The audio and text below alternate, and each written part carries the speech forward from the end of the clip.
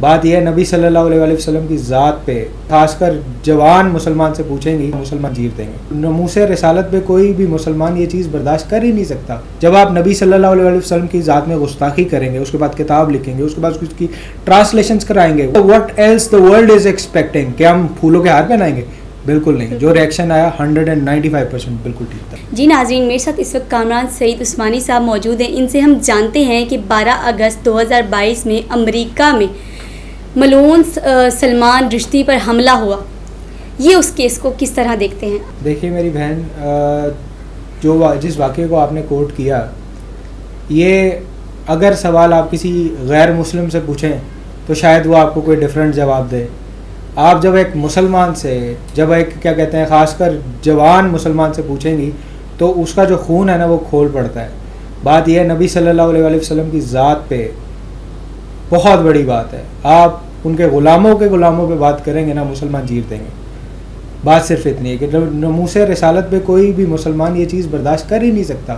اسلامو فوبیا پہ انٹرنیشنلی جا کے 10 دفعہ یونائٹڈ نیشن میں بتایا گیا کہ جناب آپ کو اگر کیا کہتے ہیں ہٹلر کے جینوسائڈ سے پرابلم ہوتی ہے, فور ایگزامپل آپ کہیں ایک جیو کے پاس چلے جائیں, یہودی کے پاس جائیں, بولیں بڑا اچھا کیا یار ہٹلر نے تمہارے ساتھ, کیا کرے گا وہ؟ آپ کو پھولوں کے ہار پہنائے گا, وہ آپ کے جوتی اتارے گا اور سیدھا منہ پہ.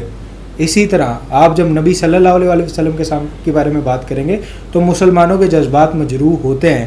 پھر آپ دیدہ دلیری ایسی کہ آپ کے پاس فریڈم آف سپیچ تو ہے, بولیے جو دل کرتا ہے, لیکن کسی ریلیجس پرسنالٹی کے بارے میں فریڈم آف انسلٹ نہیں ہے. جب آپ نبی صلی اللہ علیہ وسلم کی ذات میں گستاخی کریں گے, اس کے بعد کتاب لکھیں گے, اس کے بعد اس کی ٹرانسلیشنز کرائیں گے, what else you are expecting, مطلب what else the world is expecting, کہ ہم پھولوں کے ہار پہنائیں گے؟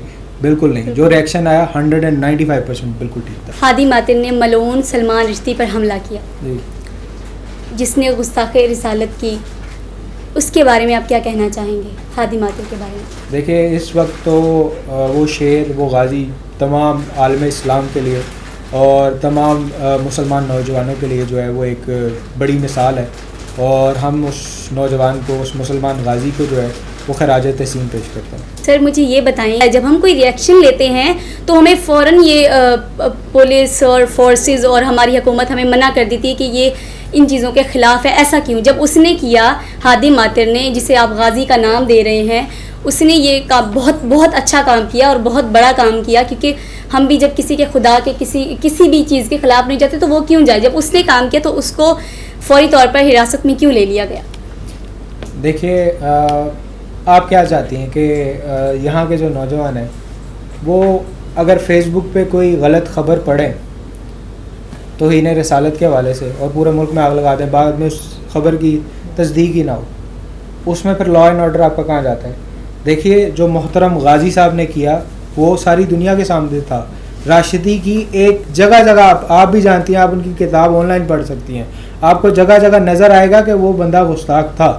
اگر کوئی گستاخی کرتا ہے, وصلِ جہنم کرنا, لا اینڈ آپ کے ملک کے اندر 295C موجود ہے, آپ کر سکتے ہیں, اس سے رجوع کیجئے, عدالت میں فیصلہ ہو جاتا ہے کہ جناب اس بندے نے گستاخی کی ہے, جو فیصلہ شریعت کرتی ہے اس کے مطابق چلیں, ٹھیک ہے نا. جو راشدی کی آپ بات کر رہے ہیں, انہیں جس نے کیا کہتے ہیں جنہوں نے اٹیک کیا غازی نے, ان پہ آپ دیکھیں نا وہاں تک تو ایکسیس ہی نہیں ہے, ان کا تو قانون میں پکڑنے کے لیے کوئی نہیں ہے. ان کو فریڈم آف سپیچ کے نام پہ وہ جس طرح کی مرضی گستاخی کرتے ہیں, انہیں تو روکنے والا کوئی نہیں ہے.